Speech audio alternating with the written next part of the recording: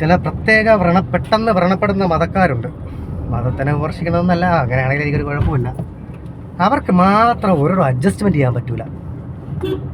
ആരെന്നൊന്നും പറയാനില്ല, ഞമ്മൻ്റെ പ്രത്യേകതരം മതമാണത്. അവർക്ക് മാത്രം അഡ്ജസ്റ്റ്മെൻറ്റ് ചെയ്യാൻ ഭയങ്കര പാടാണ്. നമുക്കിപ്പോൾ കുറച്ച് റോഡ് വികസനത്തിൻ്റെ ഭാഗമായിട്ട് ചില പേര് പ്രമുഖരൊക്കെ വിട്ടുകൊടുത്തു. പക്ഷേ ഇവർക്ക് മാത്രം വിട്ടുകൊടുക്കാൻ പറ്റൂല. എന്തോ ബില്ലോ ഫക്ക് ഓഫ് ബില്ലോ എന്തോ ഒക്കെയോ പറയുന്നു.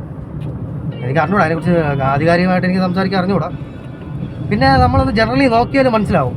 എല്ലാ ലോക രാജ്യങ്ങളെല്ലാം എടുത്തു നോക്കുക, ഡെവലപ്ഡ് ആയിട്ടുള്ള കൺട്രീസ്, എനിത്തിങ് നമുക്ക് കാണാൻ അറിയാവുന്ന കാര്യങ്ങൾ തന്നെ. ഇവർ പോകുമ്പോൾ മാത്രം പ്രശ്നങ്ങളാന്നേ. എന്തൊക്കെയോ അവകാശങ്ങൾക്ക് വേണ്ടിയിട്ട് അങ്ങ് മുറവിളി കൂട്ടുക. നമ്മൾ ഈ പട്ടി പന്നിയൊക്കെ പെറ്റ് പെരുകുന്ന പോലെ കയറി പ്രശ്നങ്ങളാന്നേ മൊത്തം. ഈ ബാലരമ കളിക്കുടുക്കയൊക്കെ വായിക്കുന്നതുകൊണ്ടായിരിക്കും അങ്ങനത്തെ ബുക്കുകളൊക്കെ വായിച്ച്, ഡിങ്കൻ്റെ ബുക്കൊക്കെ വായിച്ചിട്ട് ഉണ്ടാകുന്ന ആ ഒരു വികാര തള്ളിച്ചയിലുണ്ടാകുന്നതായിരിക്കാം, കുഴപ്പമില്ല. അപ്പോൾ അങ്ങനെ കുറച്ച് കാര്യങ്ങൾ പ്രത്യേകരം വിസ്മയമാണ് അതൊക്കെ. പിന്നെ എന്ത് കാര്യമാണെങ്കിലും എന്താണെങ്കിലും അധികമായ, ഇപ്പോൾ വീഗനിസം, പിന്നെ എന്തോന്ന് കമ്മ്യൂണിസം, ഹിന്ദുയിസം, അങ്ങനെ എന്തും ഒരു ഇസം അധികമായി കഴിഞ്ഞാൽ അത് പ്രശ്നമാണ്. എല്ലാത്തിനും അതിൻ്റേതായ ഒരു അളവ് പോലുണ്ടല്ലോ. ലൈറ്റ് അടിച്ചത് എനിക്കുണ്ട് ലൈറ്റ്. പക്ഷെ എന്തിനാണോ ലൈറ്റ് അടിച്ചത്? ഒരു ബസ് ഓവർടേക്ക് ചെയ്തുകൊണ്ട് ഞാൻ പയ്യെ സ്ലോ ചെയ്ത് കൊടുക്കുക. കാര്യം എന്ന് പറഞ്ഞാലേ കയറി പോട്ട് പാവം ഒരു 10-15 മിനിറ്റായിട്ട് നിൽക്കാനായിരിക്കും.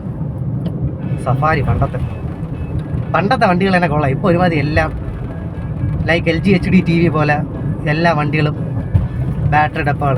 പണ്ടത്തെ വണ്ടികളാണ് മസ്കുല. പണ്ട് പിന്നെ ഇതേപോലെ മോഡിഫിക്കേഷൻ ഒന്നും ഇല്ലല്ലോ. ഏത് ജെൻഡർ മോഡിഫിക്കേഷൻ, മറ്റേ മോഡിഫിക്കേഷൻ കേസ് എടുക്കും. ഏത് അയ്യോ ലൈറ്റ് വെച്ച ഹോൺ വെച്ച കേസാണ്, സീനാണ്. ജെൻഡർ മോഡിഫിക്കേഷൻ കുഴപ്പമില്ല, വെട്ടാം, വളർത്താം.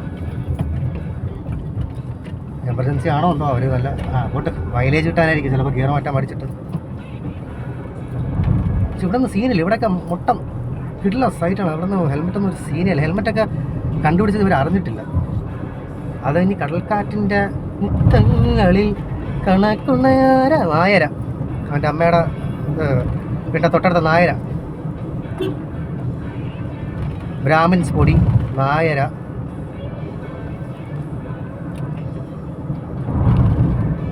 അങ്ങനെ കോസ്റ്റൽ റോഡ് നമുക്ക് കാണാം. ഇത് നേരെ പോയി കഴിഞ്ഞാൽ വർക്കല എത്തും. പ്രത്യേകിച്ച് കാര്യമൊന്നുമില്ല. ഈ തട്ടുവച്ചയ്ക്ക് പോയിട്ട് എന്തോ ചെയ്യാനെന്നാണ്.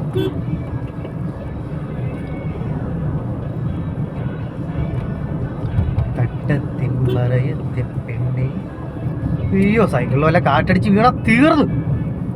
MRI, CT സ്കാന്, എക്സ്റേ, അപ്പം തന്നെ തലറക്കം. പിന്നെ പുള്ളിക്കാരനുള്ള ഇതുവരെ കാണിച്ചിട്ടില്ലാത്ത കൂട്ടാക്കുരുവിന് വരെ നമ്മൾ മെഡിസിൻ വാങ്ങിച്ച് കൊടുക്കേണ്ടി വരും. ചൊറി അല്ല, ടാറി ഉറഞ്ഞതാ, ചൊറിയല്ല. അനുഭവജ്ഞാനം ഉണ്ടേ കുറേ. ഓരോ ചില പ്രത്യേക ടീമുകളുണ്ട്.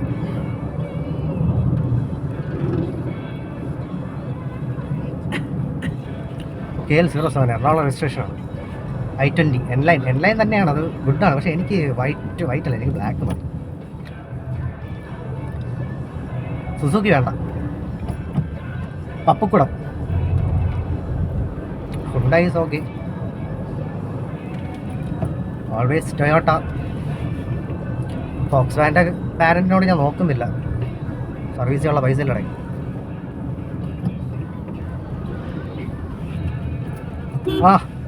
മാമ അങ്ങനെ റോഡിൻ്റെ നടക്ക് എന്താ പാർക്ക് ചെയ്തിരിക്കണം? എന്താ ഉദ്ദേശം? ഫോൺ സംസാരിക്കുന്ന ചില ഹസ്ബൻഡിനെ വല്ലതും വിളിക്കുകയായിരിക്കും അവൻ്റെ ഒന്ന് കയറ്റിയിടാൻ വേണ്ടിയിട്ടേ. അതോട്ട് കയറ്റിയിടാൻ വേണ്ടിയിട്ട് അല്ല, അല്ലെങ്കിൽ തള്ളി കയറ്റുമായിരിക്കും, കുഴപ്പമില്ല. മാമനൊക്കെ ഒന്ന് വഴി പറയണേ.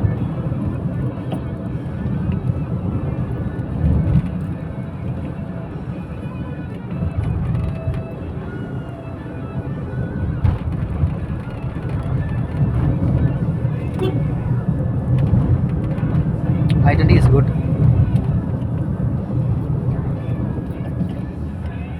പക്ഷേ ഈ റോഡ് ഞാൻ മുമ്പ് വരുമ്പോൾ നല്ല റോഡായിരുന്നു. ഇത്രയൊരു ജേർക്കിങ് ഇല്ലായിരുന്നു. ഇതിപ്പോൾ വീഡിയോ മൊത്തം ഇങ്ങനെ കുറച്ച് കിട്ടും.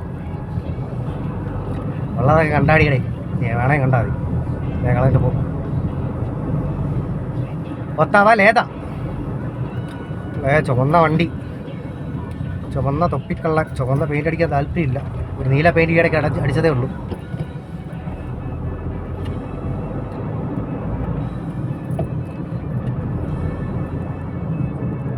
എൻ്റെ കോ പാസഞ്ചറിന് ബോറടിക്കുന്നതുകൊണ്ട് ഞാൻ നിർത്തുന്നു. സൗകര്യമില്ല ബാക്കി പറയാൻ.